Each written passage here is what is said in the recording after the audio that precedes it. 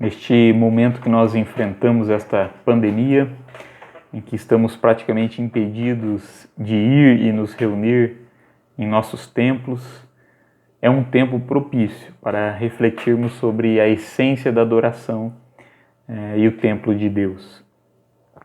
Onde e como podemos adorar a Deus se nossos templos estão fechados para as nossas celebrações religiosas?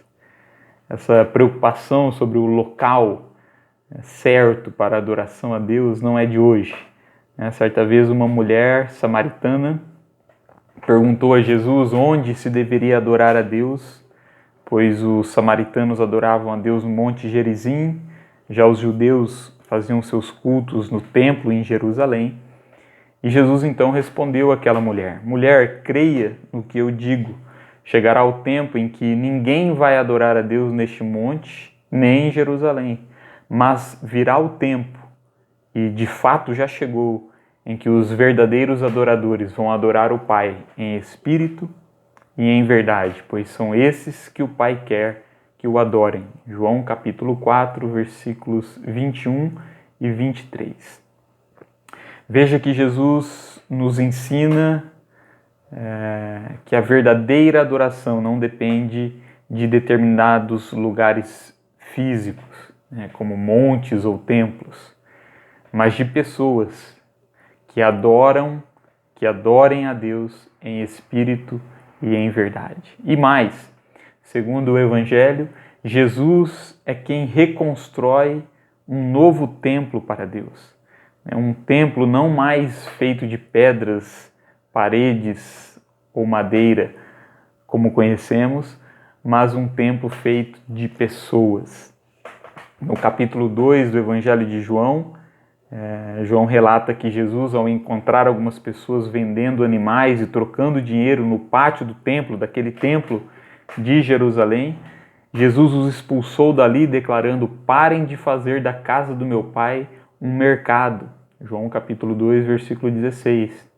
Em seguida, ao ser questionado pelos líderes judeus que perguntavam a ele com que autoridade ele fazia aquelas coisas, Jesus respondeu: derrubem este templo e eu o reconstruirei de novo em 3 dias. E eles disseram: a construção desse templo levou 46 anos e você diz que vai reconstruí-lo de novo em 3 dias? Porém, o templo do qual Jesus estava falando era o seu próprio corpo. Quando Jesus foi ressuscitado, seus discípulos lembraram do que ele tinha dito, isso, e então creram nas Escrituras e nas palavras dele. João capítulo 2, versículos 19 e 22.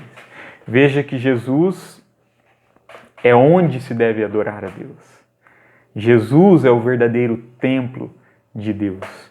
Jesus ele foi morto, destruíram o templo, mas em 3 dias ele ressuscitou, reconstruindo o templo de Deus, cumprindo as suas palavras. Portanto, o verdadeiro templo é o corpo de Cristo. E como as Escrituras nos ensinam, o corpo de Cristo é a sua igreja. A igreja é o corpo de Cristo. Paulo, em 1 Coríntios, capítulo 12, versículo 27, declara: vós sois o corpo de Cristo. E em Colossenses, capítulo 1, versículo 18, Paulo diz a respeito de Jesus: ele é a cabeça do corpo, que é a igreja, e é ele quem dá vida ao corpo. Então veja, Jesus, ao ressuscitar, dá início à sua igreja como a verdadeira casa de Deus, onde Deus está. O verdadeiro templo de Deus não é feito de tijolos e cimento, mas de pessoas, de homens e mulheres que creem em Jesus e que, portanto, fazem parte do corpo de Cristo. Como afirma Paulo aos Atenienses, Deus, que fez o mundo e tudo que nele existe, é o Senhor do céu e da terra e não mora em templos feitos por seres humanos. Atos capítulo 17, versículo 24. Então veja, Deus ele não mora em templos feitos por seres humanos, mas faz dos seres humanos o seu templo.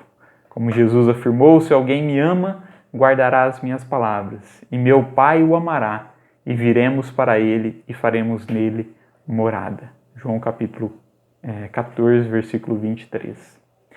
Deus faz de nós a sua morada. Portanto, mesmo que sejamos, por um tempo, impedidos de ir aos templos, aos nossos templos, os cultos podem continuar. Se nós estamos em Cristo, nós somos os templos de Deus, nós somos o templo de Deus.